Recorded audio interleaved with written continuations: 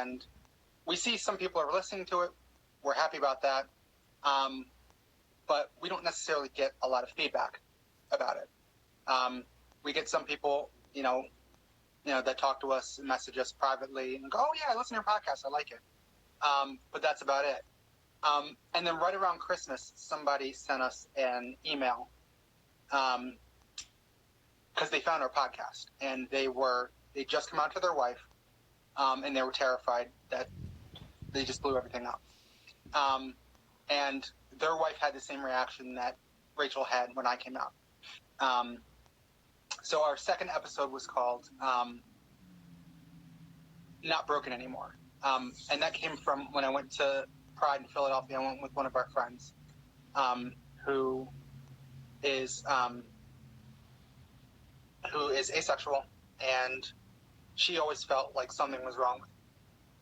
And so when we were at the parade, she said to me, "This is really wonderful because, I felt for so long that something was broken.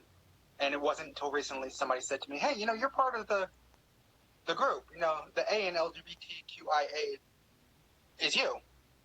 And so when she was at Pride, she's like, "This is wonderful to be around people and feel accepted and not feel broken anymore." And that just kind of hit me like a punch in the gut, because that's exactly what it felt like when I figured out what was going on with me, is that I didn't feel broken anymore. So that was what our second episode was about. And so that was like an episode that kind of like really like, we felt like we were getting our groove. We did our pilot episode, but that one really kind of felt like, okay, we've got something to say now. And then around Christmas, somebody emailed us and said, I just found your podcast. And that episode, Not Broken Anymore, I've listened to it about 10 times. And thank you, because it felt like somebody was talking to me and reading my diary. That's exactly how I feel, and that's exactly, it felt like somebody was reading my life story. And so I'm going to share this with that helped me come out and talk to my wife. And I'm going to share this with her because she said, "I'm not going anywhere. You're my person, just like your wife did." So I just wanted to say thank you. And also I just wanted to let you know that after I came out to my daughter's told me that she liked a girl at school, and she likes her back. So you've helped two people in our family. And that was, that reaction you're having is what we did. And we sat here and we cried on the sofa for, about 20 minutes. And so, we were kind of thinking like, oh, well, we're putting it out there. Nobody's really listening to it, whatever. Maybe we, did one season, one and done, and that's it. And then we got that email and said, "Oh, no, we have to come back and we have to do another season." And that's been the highlight of that, is getting that email. And honestly, that is something from these projects that we do that, so often it feels like nobody's actually looking, nobody's actually watching what we're doing. For our life in transition, for, transfiguration, for we happen to be trans. These are things that, we're putting our heart and soul into, and we're trying to put the stories out there. And a lot of times we don't hear feedback, and it's like, why am I even doing this? And then you get that one message from that one person who said that it came, whatever it was, came at the exact right time, that they absolutely needed it, and it changed their life. And you're like, how is something that I did changing somebody I've never even met? It's hard to wrap your brain around sometimes, but it's absolutely a truth of those of us who are putting our stories out there like this. So I'm just so proud of you. You're just amazing. Sorry. Yeah. And estrogen makes me emotional. I can't help it. I feel you. It's okay. And it's one of those things where, when I was trying to figure out myself, I spent days and weeks and months listening to podcasts, watching 1,000 different people on YouTube. And so, if I can put myself out there and maybe one or two people sees it and it helps them feel okay, like it helped me when I watch some other people, fine.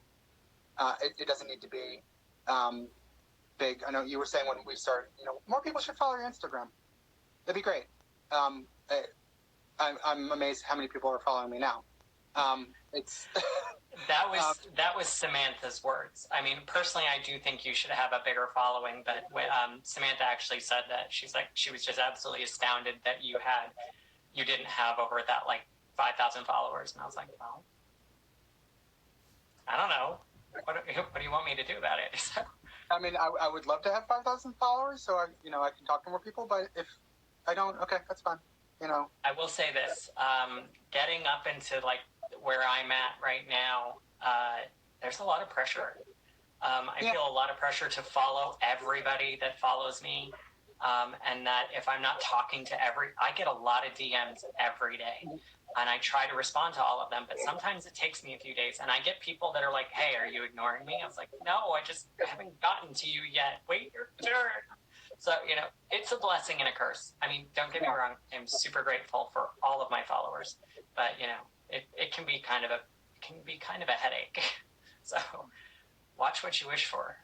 Thanks. Get it. Okay, so what do you do to decide what you're going to talk about on these episodes? Is it a collaboration between you and your wife? Does she make all the decisions, as far as what you're going to talk about? How do you come up with it? How do you settle on an idea? It depends.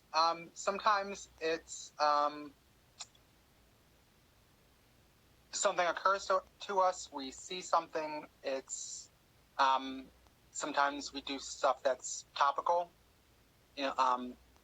Like our last one was totally her idea, because we were both reading articles that kept popping up about how many different states were putting forward really horrific anti-LGBT legislation, and she said, "You know what? We should probably talk about that because it's a problem that I don't think a lot of people are aware of." So I said, "Yes, absolutely, let's do that." And so our last episode was, now here's the thing. She has her master's degree in library science. So she researched the hell out of it. She found every single piece of legislation that she could possibly find, collated everything, and we literally went through the list and talked about every state and what they were doing. And that was all her. And I give her all the credit for that one. The one that's coming up this week, we were going to do a follow-up to that one about all the good legislation that we're finding, and we're going to do that eventually, but we scrapped it this week because the world's caught on fire. And We're talking about that. Now, I think you should do an episode of how to survive when you have to spend 24 hours a day with your spouse. Well, here's the thing. It's 24 hours a day with your spouse and with a 2.5-year-old. And with a 2.5-year-old. Yeah, the 2.5-year-old, you put some crayons in front of them and put them in front of paper or a wall, and they're fine. And you think that she's a very discerning 2.5-year-old. She's very particular. She's very much our child. That's funny. So. But absolutely, I mean, the effort that you put into it is obvious. Your editing is really good, is really wonderful too. Your video quality is always amazing. So, good on you. I'm proud of you. It's amazing. And for those of you who are watching this now or will be watching this episode later, please tune in to Our Life in Transition on YouTube. Right? YouTube. Yeah, it's YouTube. So with the podcast, we've got a couple different ways you can find it. If you go on a podcast app and you type in Our Life in Transition, you'll find it. It's there. If you go on YouTube and type in Our Life in Transition, it's there. If you go anywhere and type in the acronym OLIT pod, you'll find it. It's there. We're all over the place. So unlike Victoria's podcast that she was talking about yesterday with We Happen to Be Trans, yours is actually easy to find. Victoria's is not. It's because they added the little bit at the end, a pop culture podcast. It throws off the whole search mechanism, I guess, and so it's really funny. She tries to I sat there listening to her explain it to people, and it's just like, okay, you need to simplify it. Okay, so we're down to the last 5 minutes. Is there anything you want to tell, our viewers, talk about that, you find important to yourself, for you that we haven't touched on? That was a question I was not prepared for. Yeah, I try to do leading questions, but every now and then I like to, screw with my guests. See, this should be the question where I just said no. Oh, okay. Yeah, you could just say no. Okay. No, that's all right. Fine. No, that's fine. Would you like to elaborate on that? No. No. No. It's, the one thing that, to your point about trying to be visible and, the pressure that you feel to respond to everybody and put yourself out there, I feel that sometimes. But the one thing that I always say to people is, you don't have to do that. It's not for everybody. I just do it because I'm obnoxious and I'm from New Jersey and I'm in people's face. And so I just, I put myself out there, and if you're not paying attention to me, that's fine, but I'm going to be there. I know a lot of people who are terrified about that pressure, and you don't have to do it. If you don't want to be visible, you don't have to be visible. If you can be visible, great. I think that it does help. And I think that is important to, for as many people that are comfortable and feel safe doing it, to do whatever you can to just be out there. Because I know when I came out, most of the people that I know never met they probably met a trans person. They didn't know it. But nobody that they knew had come out and said, yeah, I'm trans. And they didn't know what to do with it. And so many of my friends messaged me and was like, well, thank you. Because you're out and I want to support you, I've been looking stuff up. I've been trying to learn about this. And that was just because I came out and said, hey, friends, family, just so you know, this is what's going on with me. And that is an important thing if you can do it. But if it's not your bag, you don't have to. Just go out and do what you're going to do for yourself. Absolutely. We don't owe anyone anything in our transition. Your transition is your choice. You can try and, physically transition or not. You can, it's up to you. It's whatever makes you comfortable in yourself. And 100%. I think that's what gets lost a lot, especially in the popularity contests and the beauty contests. That is a lot of the trans femme community, the trans woman community. You have this, the most beautiful women get all the attention. Well, yeah, that's true in society as a whole. Yeah. But that doesn't mean that's how it has to be. Yeah.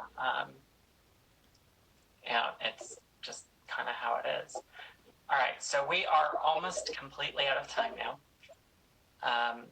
Thank you, Shannon, so much for joining me this evening. It's been an absolute pleasure talking to you, and absolutely my honor to have you join me tonight. Would you like to say any parting words? Everybody, be safe right now. Everybody, wash your freaking hands. Everybody, take care of yourself. And Just one thing, because I know a lot of us have been talking about what happened the other day. Just everybody, I know that you are not alone. There's always somebody out there to talk to, whether it's one of us. You know, I don't get as many DMs as Lexi does, but I might not get back to you right away either. But there's always somebody to talk to, so just remember that you're not alone. Thank you. You know, as somebody who almost gave up less than a month ago, it's hitting really close. I was very lucky. I'm very lucky that I'm still here because I almost wasn't. I was just lucky. I had a friend close by who took care of me. You're absolutely not alone. There are plenty of resources. So please, you know, if you're struggling, reach out to someone. Someone is out there to listen. Somebody will be there to listen. There are plenty of professionals and hotlines that you can call as well. Yes. And also, wash your dang hands. Wash them. And for those of us who can't quarantine because, you know, we still need to make money, and, you know, unfortunately we don't have the life where we can just, you know, work from home, or we have so much money we can just find our, you know, our quarantine buddy and hang out at the house. You know, if you can't do that, you know, some of us have to work. Keep your distance. Yes. 6 feet, people. I'm sitting in a restaurant yesterday, or not yesterday, this morning, and you know, we're all perfectly spaced apart, and this older woman walks in and sits right down next to me.